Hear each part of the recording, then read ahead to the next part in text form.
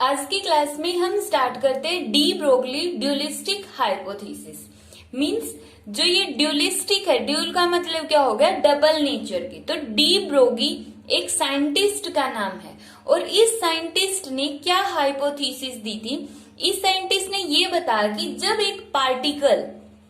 जब कोई भी पार्टिकल मूव कर रहा होगा, जब पार्टिकल मूव करेगा तो उसके साथ एक वेव एसोसिएटेड होती है, उसके साथ एक वेव एसोसिएटेड होगी और उस एसोसिएटेड वेव को हम क्या नाम देंगे, मैटर वेव या फिर डी ब्रोगी वेव।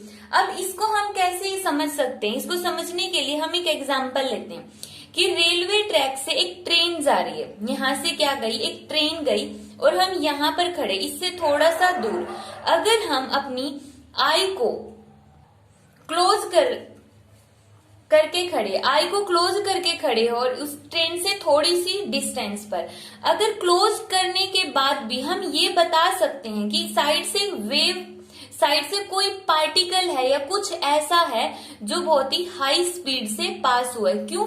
क्योंकि इस मूविंग ट्रेन के साथ जो ये ट्रेन होगी वो भी तो एक पार्टिकल ही तो है। पार्टिकल मीन जो ट्रेन है वो किससे बनी हुई है, मैटर से बनी हुई है।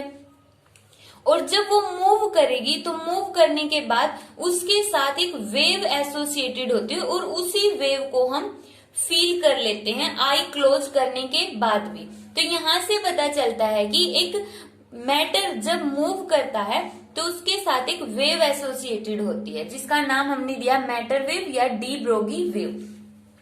जिस तरह हमने क्या पढ़ा है कि लाइट होती है, उसके भी दो नेचर होते हैं। कौन कौन से? एक तो पार्टिकल नेचर को हमने एक्सप्लेन किया फोटोन की टर्म में, और दूसरा कैसा नेचर होगा, वेव नेचर। ठीक है, तो इसी तरह पार्टिकल होगा उसका भी तो डबल नेचर होगा। पार्टिकल तो वो खुद है ही, दूसरा वो वेव की तरह भी बिहेव करेगा। वेव की तरह बिहेव करेगा जब वो पार्टिकल मोशन में होगा, जब वो मूव कर रहा होगा तो उसके साथ एक वेव जुड़ी होगी और उसी वेव को हमने नाम दिया है मैटर वेव। अब वेव है तो इसका मतलब उसकी कुछ न कुछ वेवलेंथ भी होगी, तो उसकी वेवलेंथ कितनी होगी, वेवलेंथ एसोसिएटेड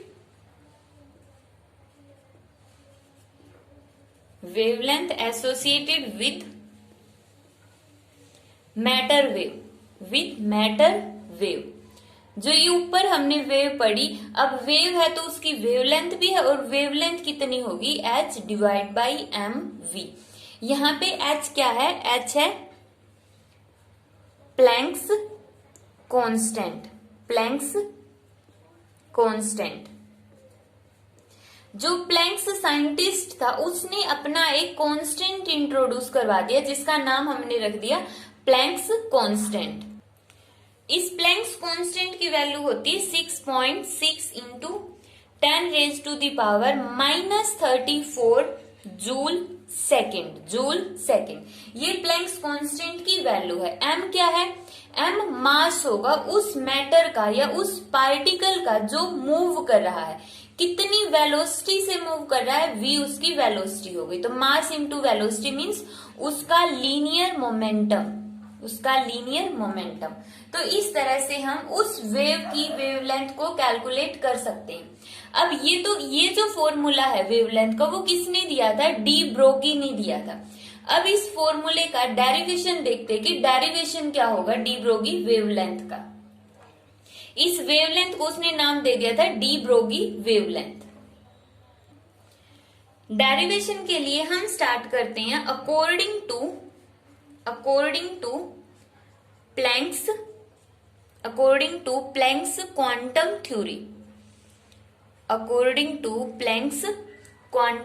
थ्योरी। जो ये प्लैंक्स साइंटिस्ट था, इसने अपनी एक थ्योरी दी जिसको हम बोलते हैं प्लैंक्स क्वांटम थ्योरी। उस थ्योरी के अकॉर्डिंग इसने क्या बोला कि जो लाइट होती है वो किससे बनी होती है, लाइट बनी होगी फोटोन्स से। और जो फोटोन की एनर्जी होती है उसका फॉर्मूला क्या होगा, फोटोन की एनर्जी का फॉर्मूला होगा E = h न्यू। तो इसको हम मानेंगे फर्स्ट इक्वेशन। ये एक फोटोन की एनर्जी का फॉर्मूला है। यहाँ पे न्यू है फ्रीक्वेंसी ऑफ लाइट, एच है प्लैंक्स कांस्टेंट और ई है एनर्जी ऑफ फोटोन। उसके बाद हम लेंगे आइंस्टीन ने क्या बताया, एनर्जी का फॉर्मूला क्या होता है। ये तो प्लैंक्स साइंटिस्ट के अकॉर्डिंग है। अब हम करेंगे according to Einstein. According to Einstein theory, Einstein की थ्योरी के अकॉर्डिंग एनर्जी का क्या फॉर्मूला होगा, mc²। m क्या होगा, मास ऑफ फोटोन, और c क्या होगा, स्पीड ऑफ फोटोन की कितनी स्पीड से वो फोटोन मूव कर रहा है। तो आइंस्टीन ने एनर्जी का ये फॉर्मूला दे दिया। अब दोनों को हम क्या करेंगे, कंपेयर करेंगे, क्योंकि दोनों ही क्या है, एनर्जी के फॉर्मूले हैं। तो यहां पर हम करेंगे comparing equation 1 and 2, comparing equation 1 and 2।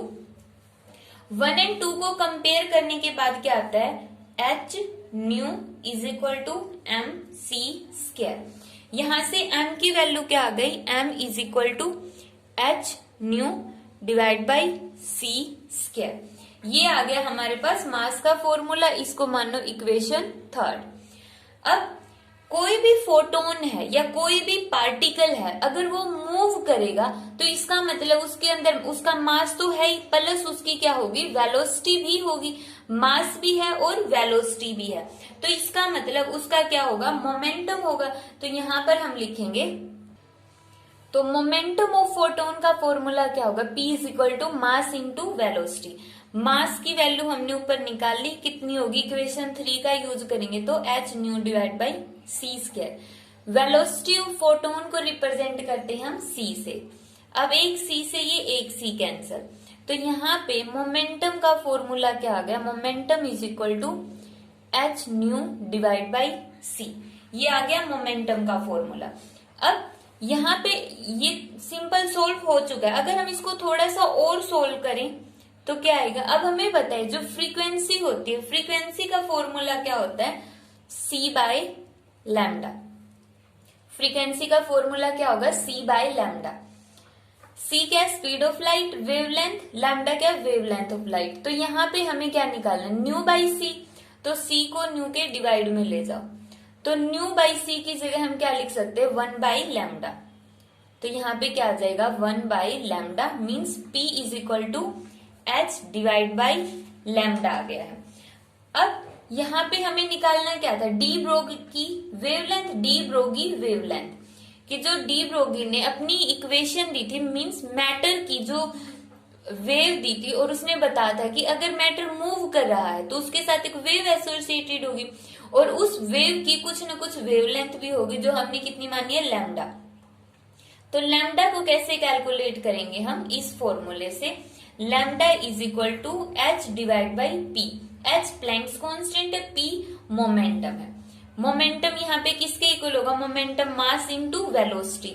अगर फोटोन है तो उसकी वेलोसिटी हो जाएगी c, बट अगर फोटोन ना होके कोई पार्टिकल है तो उसकी वेलोसिटी हो जाएगी v।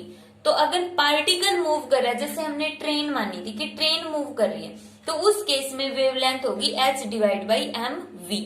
और अगर फोटोन लेंगे तो फोटोन के केस में वेलोसिटी को रिप्रेजेंट करेंगे c, क्योंकि फोटोन लाइट है और लाइट की स्पीड से मूव करती है c की वैल्यू कितनी होगी, 3 into 10 raise to the power 8 metre per second.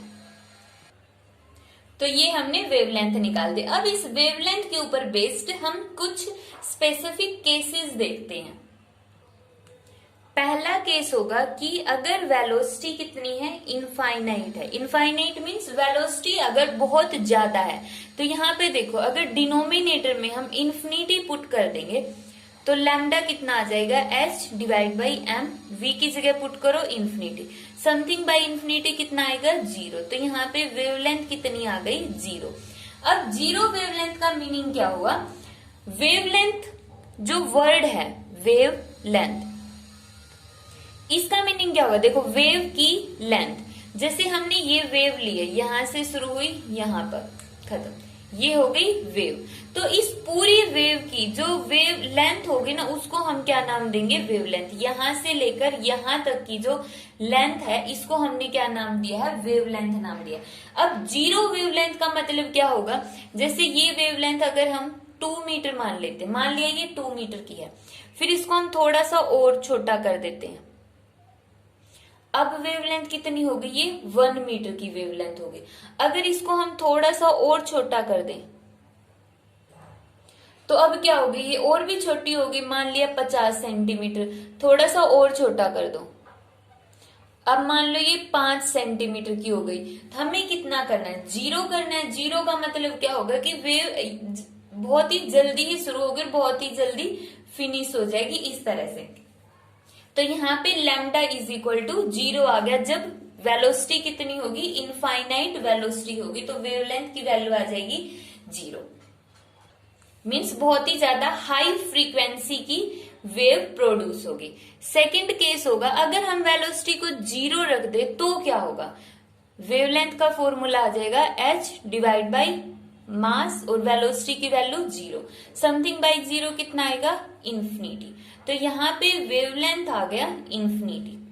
अब इनफाइनाइट वेवलेंथ का मतलब क्या, अभी हमने देखा था अगर ये हम वेव मान के चलते हैं तो ये पूरी इसकी क्या है, इसकी वेव लेंथ है अगर 2 मीटर है। फिर हमने थोड़ी सी और बड़ी वेव ली तो ये कितनी हो जाएगी, इसकी वेवलेंथ 5 मीटर। और यहाँ पे वेवलेंथ कितनी है, इन्फिनिटी। इन्फिनिटी का मतलब एक सर्कल ही कंप्लीट नहीं हुआ, ये एक क्रस्ट और एक ट्रफ ही कंप्लीट नहीं हुआ, इतनी बड़ी वेवलेंथ। मीन्स वेव है वो बहुत ही ज्यादा बड़ी है।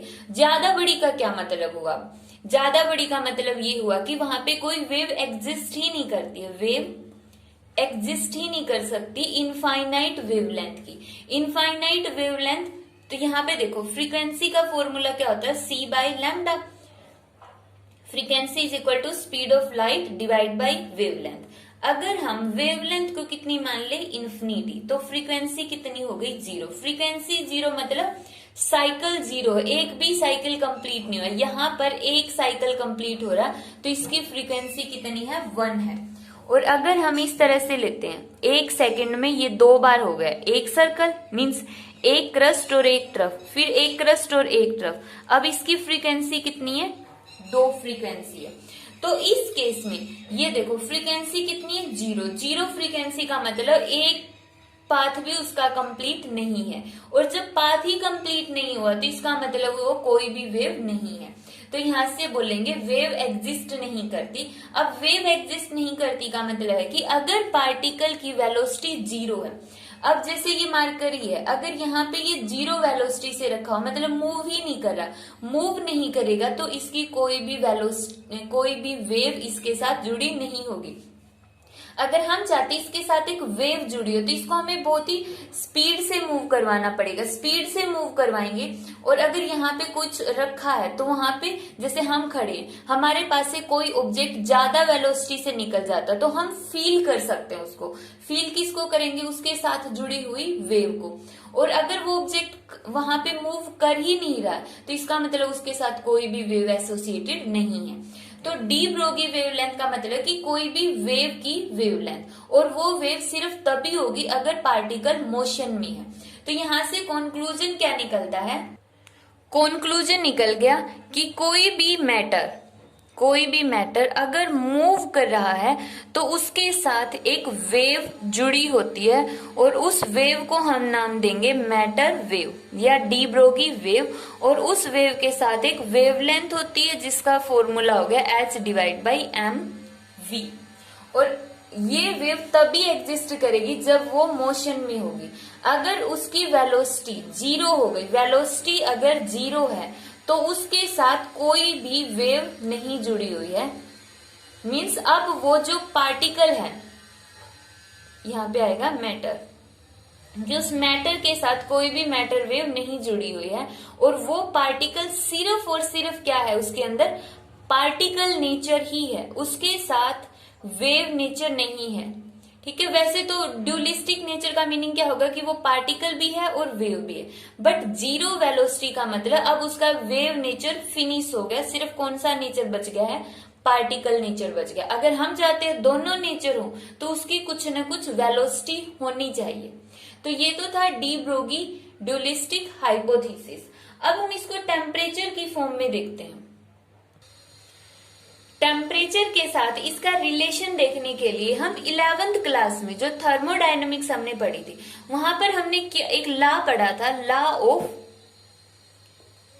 Equi partition of energy. Equi partition of energy, law of equi partition of energy के अकॉर्डिंग क्या था कि जो सिस्टम है उसकी total energy, total kinetic energy वो हर एक डिग्री ऑफ फ्रीडम में इक्वली डिस्ट्रीब्यूट हो जाएगी। हर एक डिग्री ऑफ फ्रीडम में इक्वली डिस्ट्रीब्यूट हो जाएगी। और एक डिग्री ऑफ फ्रीडम में कितनी एनर्जी आएगी, हाफ kBT, हाफ kBT। तो हमारे पास कितने डिग्री ऑफ फ्रीडम है, 3 डिग्री ऑफ फ्रीडम है, तो तीनों के अंदर कितनी डिवाइड होगी, 3 kBT। तीनों के अंदर इक्वली डिवाइड होगी टोटल एनर्जी। तो यहाँ पे जो टोटल एनर्जी है, या फिर हम बोल सकते हैं using kinetic theory of matter, तो काइनेटिक थ्योरी ऑफ मैटर के अकॉर्डिंग हम क्या बोलेंगे, kinetic energy is equal to 3/2 kBT। ये law of equipartition of energy के थ्रू आया जो हम 11th क्लास में पढ़ चुके हैं। यहाँ पे K क्या है, बोल्ट्जमैन कांस्टेंट है। KB क्या है, यहाँ पे KB Boltzmann constant. Boltzmann constant ये साइंटिस्ट का नाम है, इसने अपना कांस्टेंट दिया था बोल्ट्जमैन कांस्टेंट। अब यहाँ पर काइनेटिक एनर्जी का फॉर्मूला हम पुट करेंगे। काइनेटिक एनर्जी का फॉर्मूला क्या होगा, हाफ mv², और यहाँ पे किसके इक्वल है ये, 3/2 kBT। 2 से 2 कैंसल, तो mv² किसके इक्वल आ गया, 3 kBT। अब हमें निकालना क्या है इसके अंदर, डी ब्रोगी वेवलेंथ मींस लैम्डा, जो किसके इक्वल होता है, h डिवाइड बाई mv के इक्वल। इस लैम्डा का रिलेशन टेम्परेचर के साथ बताना। अब यहाँ पर हमें टेम्परेचर इंट्रोड्यूस करवाना, कैसे करवा सकते हैं, देखो यहाँ पर है mv और यहाँ पर है mv², तो multiply both sides by m से मल्टीप्लाई करेंगे तो क्या आएगा, m² v² divide is equal to 3m kBT। अब हमें चाहिए सिर्फ mv और यहाँ पे क्या है, m² v² मीन्स mv। इस साइड का जो स्केयर है उसको हम क्या लिख सकते हैं, mv। पूरे का स्केयर लिख सकते हैं, अलग अलग लिख कर देंगे यहाँ पे m² v², तो दोनों का स्केयर को हमने यहाँ पे इकट्ठा लिख लिया है, mv का स्केयर। अब हमें चाहिए सिर्फ mv, तो इस स्केयर को दूसरी साइड ले जाओ, तो यहाँ पे क्या आ जाएगा, √3m kBT। अब यहाँ पे पुट करो lambda is equal to h divide by mv की जगह पुट करोगे 3m kBT। ये आ गया वेवलेंथ, जो डी ब्रोगी वेवलेंथ है उसका टेम्परेचर के साथ रिलेशन। h है यहाँ पे प्लैंक्स कांस्टेंट, m है मास और kB क्या है, बोल्ट्जमैन कांस्टेंट। सिंपल है यहाँ पे ये। और m किसका मास होगा, इलेक्ट्रॉन का मास होगा। तो इस तरह से हम डी ब्रोगी वेवलेंथ का एक्सप्रेशन निकाल सकते हैं और उसका टेम्परेचर के साथ डेरिवेशन निकाल सकते हैं। नेक्स्ट लेक्चर में हम स्टडी करेंगे photo electric effect, complete photo electric effect को।